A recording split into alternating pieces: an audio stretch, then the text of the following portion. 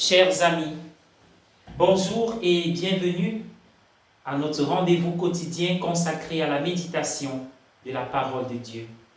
Aujourd'hui, 13e dimanche du temps ordinaire dans l'année liturgique A, nous célébrons l'amour de Dieu.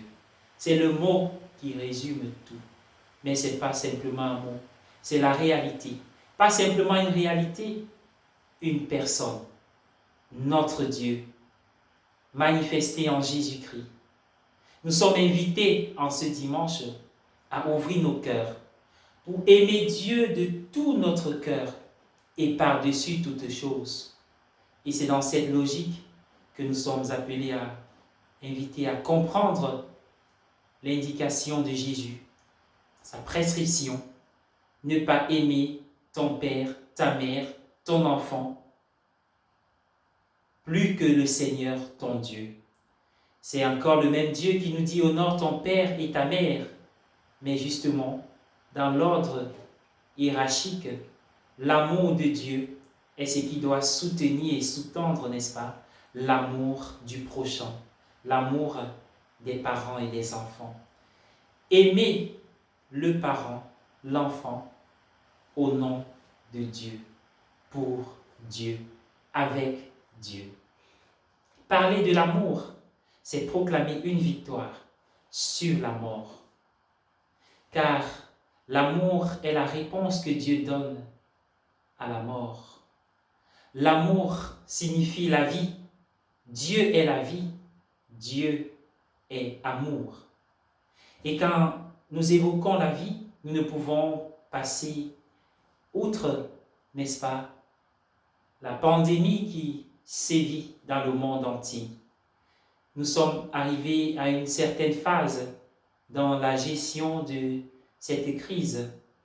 Et nous pouvons dire merci au Seigneur pour l'énergie, la force, la bonne volonté qu'il a donnée aux dirigeants du monde, aux âmes de bonne volonté, au personnel soignant, aux bienfaiteurs, aux personnes bénévoles, à tout le monde, aux voisins, aux prochains, aux frères, de pouvoir se priver pour que l'autre vive, survive, résiste et s'accroche à la vie. En rendant grâce à Dieu pour ces beaux gestes, pour ces signes de solidarité humaine, nous demandons aussi pardon pour les faux pas, car il ne manque pas. Et si nous voulons bâtir une humanité, c'est l'occasion de nous interroger sur la base.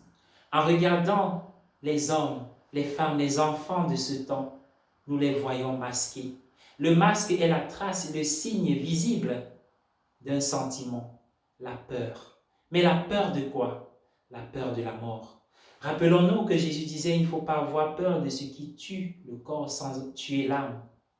Mais justement, Dieu ne nous invite pas à mourir, car il nous a créés pour la vie. Il nous invite à passer par la mort comme un passage pour entrer dans la vie éternelle. Et dont la peur de la mort semble faire plus de victimes que la mort elle-même. La mort qui pourtant, étant une réalité que nous redoutons, nous est présentée à longueur de journée par des réseaux et des médias. Peut-être pour faire face à ce sentiment profond en nous, à cette réalité refoulée, mais le christianisme et notre foi proposent un chemin de vie. On parle beaucoup de croix, de résurrection, de souffrance dans le christianisme, mais il ne s'agit pas là des buts recherchés, des objectifs ou des finalités, car la finalité, la meilleure, c'est la vie. Et la croix par laquelle nous nous bénissons ou bénissons le monde signifie que la souffrance devient un passage et qu'il y a un Dieu, le Dieu unique et vrai, qui a accepté de porter nos souffrances. Alors suivons, n'est-ce pas, le chemin de libération de nos peurs. Un psychologue du nom de Carl Jung a écrit un livre, L'homme et ses symboles, en 1961, où il disait la peur de la mort est à l'origine de plusieurs dysfonctionnements sur le plan psychologique et sur le plan spirituel. Et il nous invite à comprendre encore que je ne suis pas ce qui m'arrive, mais je suis ce que j'ai décidé d'être. En tant que chrétien, en tant que croyant, en tant que témoin de l'espérance, qu'as-tu décidé d'être? J'ai décidé d'être amour.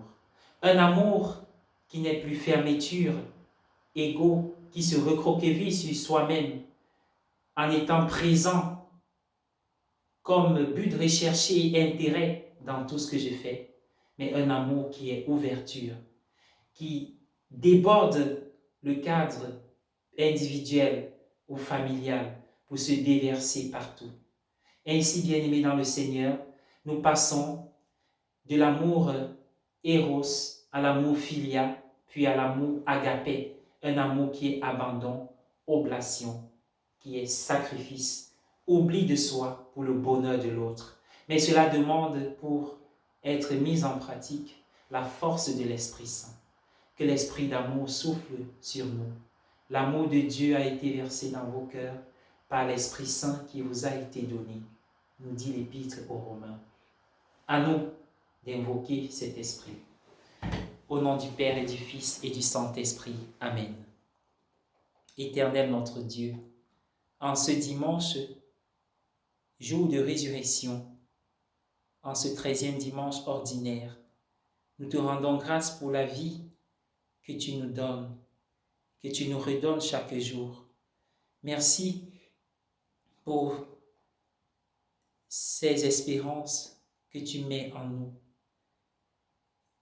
que tu mets sur le chemin des autres à travers nous. Nous sommes parfois fatigués au soir de nos journées par le labeur, les sollicitations multiples, les démarches administratives, les rendez-vous, la gestion des documents, les responsabilités familiales et parentales, conjugales, pastorales. Seigneur, parfois nous sommes esquintés, nous sommes épuisés, hélas, et nous marchons à pas pesants. Mais en ce matin, en ce jour béni de toi, nous voulons tout déposer à tes pieds comme tu l'as dit. Venez à moi, vous qui êtes fatigués, vous qui ployez sous le poids du fardeau, et je vous procurerai le repos. Seigneur, durant cette journée, je ne voudrais pas garder en moi et sur moi les fatigues quotidiennes. Aide-moi à te les offrir pour mon propre salut, pour le salut de mes proches, pour le salut de ceux qui se confient à moi, pour le salut de ceux qui n'aiment pas, qui ne savent pas prier, pour le salut de ceux qui combattent la foi, ton nom et ton amour. Amen. Au nom du Père et du Fils et du Saint-Esprit. Amen.